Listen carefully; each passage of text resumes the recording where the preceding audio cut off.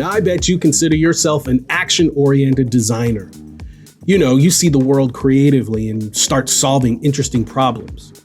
You might say things like, look at that website. It's hideous. I could totally fix that. Or you might look at a potential client's set of collateral and go, if they just change the typography, they'll be golden. It's at that moment, even though your thoughts may be true, is a good signal to pick up design thinking. Design thinking asks you to pause and listen to your client's needs. It's a human-centric approach where there's a lot less designing and a little bit more listening.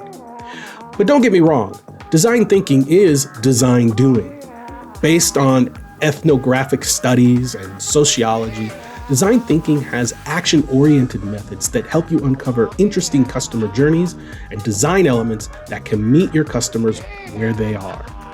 Here are a few examples of when you could use design thinking.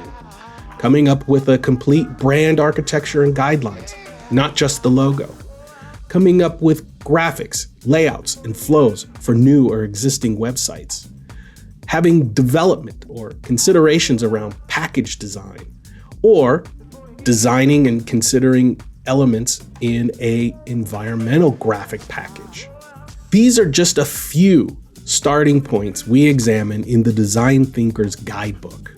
In it, you will learn other specific design scenarios and how design thinking can be applied.